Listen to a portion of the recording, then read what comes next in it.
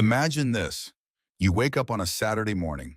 No messages, no plans, no one asking where you are, no one expecting anything from you. For some people, that sounds like a nightmare. For others, it sounds like paradise. We've been taught that being alone is a problem. Movies tell us the lonely person is sad. Social media makes it look like everyone else is constantly surrounded by friends. And everyday conversations make it seem like having a busy social life is the ultimate goal. But what if that's wrong? What if being alone isn't a weakness?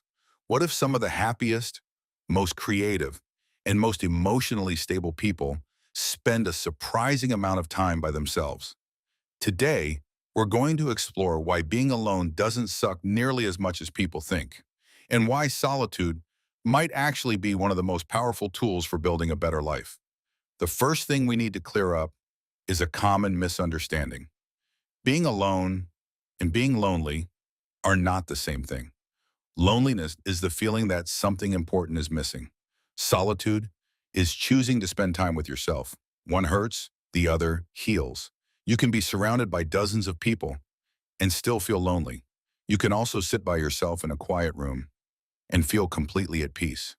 The difference isn't the number of people around you. It's how you feel about your own company. Many people fear being alone because they've never learned to enjoy their own presence. The moment silence appears, they reach for a phone, but then a conversation, a video, or some kind of distraction. Not because they want to, because they don't know what to do without noise. Think about how often you're truly alone. Not scrolling, not texting, not watching something, just alone with your thoughts. For many people, that number is surprisingly close to zero. Modern life is built around constant stimulation. Notifications, messages, videos, news, podcasts, music. There's always something competing for your attention. Silence has become rare. And because it's rare, many people become uncomfortable when they encounter it. The strange thing is, the human mind wasn't designed to operate at maximum stimulation every waking moment. Just like muscles need rest after exercise, your brain needs periods of quiet to process experiences, emotions, and ideas. Without that space, life can start to feel strangely overwhelming. When you're alone, something interesting happens. You stop performing. Around other people, even unconsciously, we adjust ourselves. We choose our words carefully. We think about how we're being perceived. We react to expectations. But when nobody is watching, those pressures disappear. For a moment, you get to be exactly who you are. That might sound simple, but it's surprisingly powerful because self-awareness grows in silence. When you're constantly surrounded by opinions, it's easy to lose track of your own. Solitude gives you a chance to hear your own voice again. Not the voice of your friends, not the voice of social media. Your voice, and that's often where real confidence begins. Many of history's greatest thinkers spent significant amounts of time alone. Writers, scientists, artists, inventors, philosophers, not because they hated people, because deep thinking requires space. Creativity rarely appears when your attention is being pulled in 10 different directions. Some of humanity's greatest ideas emerged during quiet walks, peaceful evenings, and long periods of reflection. The brain needs moments where it can wander, where connections form naturally, where ideas have room to breathe.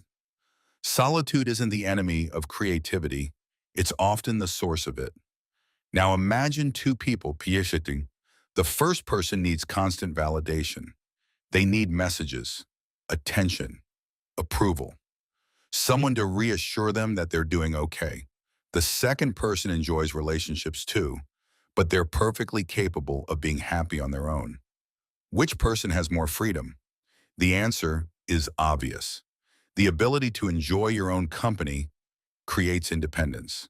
You stop chasing people simply because you're afraid of being alone. You become more selective about who gets access to your time. And ironically, that often leads to healthier relationships because you're choosing people out of genuine connection, not emotional dependency. Here's the secret advantage most people miss. When you're comfortable being alone, you become much harder to manipulate. Think about it. Many bad decisions come from the fear of isolation. People stay in toxic friendships because they don't want to be alone. People stay in unhealthy relationships because they're terrified of starting over. People tolerate disrespect because they believe any company is better than no company. But once you discover that being alone isn't actually that scary, something changes. Your standards rise. You stop accepting situations that make you miserable. You realize peace is valuable. And suddenly, protecting that peace becomes a priority. Most people spend years adapting to the expectations of others. Family expectations, social expectations, cultural expectations, online expectations. Over time, it becomes difficult to separate your true self from the roles you're playing. Solitude creates an opportunity to reconnect with what you genuinely enjoy, what interests you, what matters to you, what kind of life you actually want. These answers rarely appear when you're constantly distracted. They usually emerge in quiet moments, the moments many people try hardest to avoid. Of course, this doesn't mean everyone should disappear into a cabin in the woods and never speak to another human again. Humans are social creatures. Connection matters. Friendship matters. Love matters. The goal isn't isolation. The goal is balance. Being able to enjoy relationships while also being comfortable on your own. Being able to appreciate company without depending on it. That's where real freedom exists.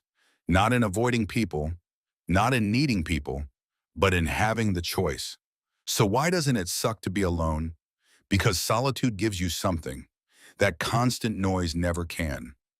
Clarity, freedom, creativity, independence, self-awareness. The ability to enjoy your own company isn't a sign that something is wrong with you. It might actually be a sign that you're stronger than you think. The next time you find yourself alone, don't rush to fill the silence. Sit with it. Listen to it. You might discover that solitude isn't empty at all. You might discover it's where some of the best parts of life begin, and that's the hidden power of solitude.